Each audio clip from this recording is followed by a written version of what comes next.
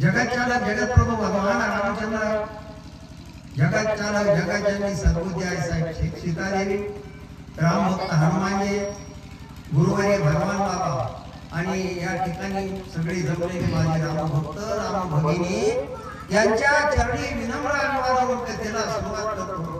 कथा माझ्या भगवान रामचंद्र प्रभूची कथा आहे। संत सज्जना साष्टांग नमः, श्रोते जना सिलोटांगणे, करावया कथा निरूपणा, ज्ञानदाने मद द्यावे।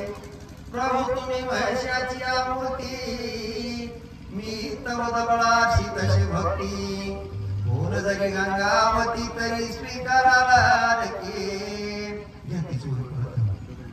सुंदर कांडाची कथाव्रती, आदी मध्यानी प्रांती, हनुमंताची परम ख्याती, सीता शुद्ध्यर्थी प्रताप। कारण या ठिकाणी असताना रामभक्त हनुमानजी सुंदर कांडामधली कथा किती सुंदर आहे, गोड आहे। कारण असताना भगवान रामचंद्र प्रभूची पत्नी सद्बुद्धी आई साहेब सीतादेवीच्या आणि शुद्धीसाठी जगत प्रभू भगवान रामचंद्र प्रभूचे सेवक रामभक्त हनुमानजी आणि त्या लंकेच्या ठिकाणी गेले। आणि लंकेच्या ठिकाणी गेल्यानंतर त्या लंकेच्या ठिकाणी पोहोचल्यावर हनुमानजीने तिथे त्या ठिकाणी काय बघितलं महाराज पुढे बोला।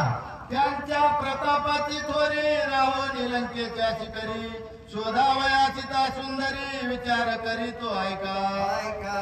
कारण काय केलं या ठिकाणी नाथ महाराजांनी वर्णन केलंय। हनुमान किती शूर होते, किती बलवान होते, किती शक्तिशाली होते। ते लंकेच्या गिरी शिखरावर जाऊन बसले आणि गिरी शिखरावर जाऊन बसल्यानंतर हनुमानजींनी त्या ठिकाणी बघितलं चौकट फिरून। कारण माझी आई जगतचालक जगतजननी सद्बुद्धी आई साहेब सीतादेवी कुठं असत्या, कोणत्या ठिकाणी वास्तव्य केलेलं असेल असताना त्या लंकेच्या गिरी शिखरावर असणारे माझे रामभक्त हनुमानजी बसले आणि चौफर नजर फिरून असताना त्यांनी काय बघितलं महाराज पुढे बोला। त्रिकुटाच्या शिखरावरी हनुमान वेदोनिया पाहे चौफेरी, तव देखे कनक कळसाचे हरी, गगनोदरी लखलखितो। काय बघितलं हनुमानजींनी माझा, हनुमानजींनी काय बघितलं लंकेमध्ये त्या गिरी शिखरावर बघितल्यानंतर नजर टाकली लंकेमध्ये तर राजा रावणाचं वैभव बघितलं। कारण लंकेकडे बघितल्यावर सोन्याचे शिखर होते, प्रत्येक घरावर असणाऱ्या सोन्याच्या शिखराच्या अशा लाईनीची लाईनी माझ्या रामभक्त हनुमानजींनी त्या ठिकाणी बघितल्या। आणि रामभक्त हनुमानजींनी असं लंकेचं वैभव बघितल्यानंतर हनुमानजींनी पुढे काय केलं महाराज बोला। जैसे नक्षत्र नवाच्या पोटी, सुप्रभा शोभती गोमटी, कनक कळस लखलखिती त्रिकुटी, कोट्यानुकोटी लंकेमध्ये।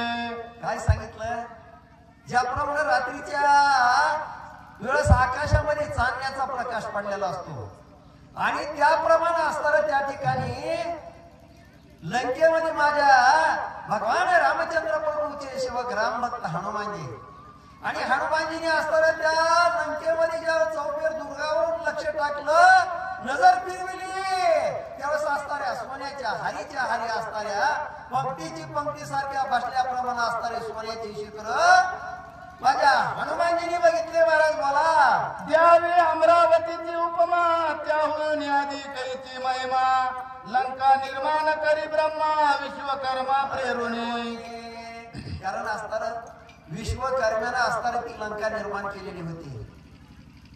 कारण असताना इथं आपल्याला कसं असतंय त्याच्याबद्दल जर बोलायचं तर तो फार वेळ लागेल। कारण विश्वकर्म्याने लंका निर्माण केली, ती सोन्याची लंका होती, तिचं पूर्व असताना जर वर्णन करायचं असलं तर ते फार त्याला वेळ लागते, खूप सांगावं लागते। कारण असताना ती लंका कशी निर्माण झाली आणि ती सोन्याची का झाली याचं असताना वर्णन फार वेगळं आहे महाराज तुम्ही बोला। कुबेराची अलकावती, रावणे हिरोनी घेता वस्ती, त्याशी शंकोनी उमापती, अलकावती सोडविली। कारण असताना बघा कुबेराची असताना जी अलकावती असताना नगरी फार सुंदर आहे महाराज आणि ती पुन्हा राजा रावणाने हिरवून घेतली होती आणि राजा रावणानं ती अलकावती घेऊन घेतल्यानंतर ती सोडविण्यासाठी असतारी ही आणि लंका राजा रावणाला देऊन टाकली, अशा प्रकारचं वर्णन आहे महाराज. बोला. ते काळी विश्वकर्म्याची होती लंका करवी प्रजापती, दुर्गे दुर्गा माती निगुती आगम्य गती सुरसुरा. कारण त्या ठिकाणी असताना काय केलं, विश्वकर्म्यानं ती लंका कशी निर्माण केली की ती अलकावतीपेक्षा असताना सुशोभित सुंदर अशा प्रकारे दिसावा आणि ती त्या ठिकाणी सोन्याच्या अशा प्रकारे निर्माण केली.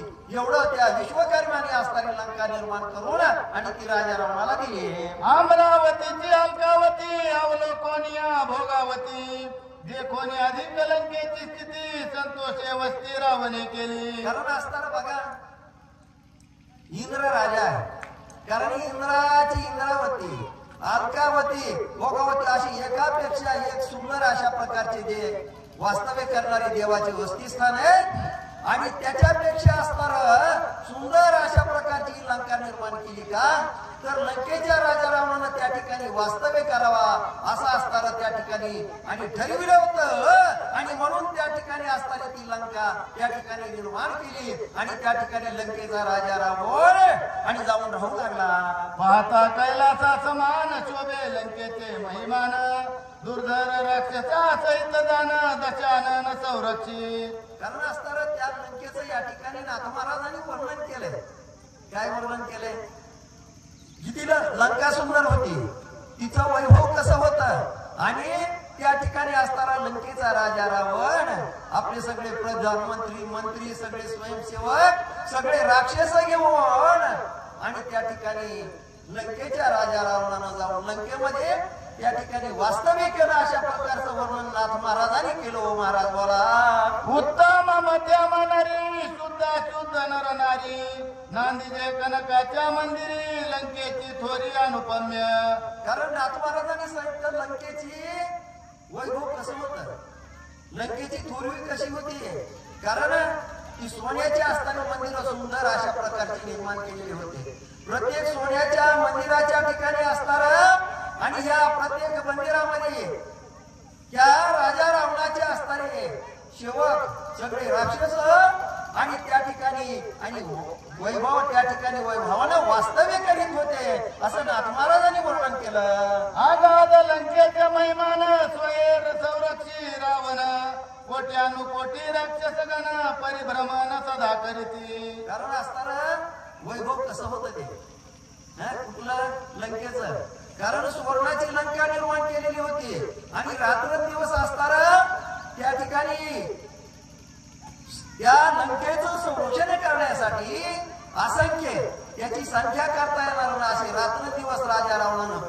पहारेकरी ठेवलेली होती. महाराज संरक्षणासाठी संरक्षणदार रखवालदार ठेवलेले होतं, अशा प्रकारचं त्या लंकेचं वैभव होतं. महाराज बोला. तेथे निघावया जाण संधी न लभे अनुप्रमाण, लंका दुर्गाची दारुण केवी आपण निघावे. कारण असताना त्या लंकेचं वैभव असं होतं, नाथ महाराजांनी वर्णन केलं की असताना इतकं सुंदर होती लंका. कारण त्या ठिकाणी कुणाला जर प्रवेश करायचा असेल, त्या ठिकाणी कुणाला जर त्या ठिकाणी जाऊन शिरकाव करायचा असेल तर त्या ठिकाणी त्याला संधी मिळत नव्हती. महाराज का, कारण त्या ठिकाणी जाताच येत नव्हतं.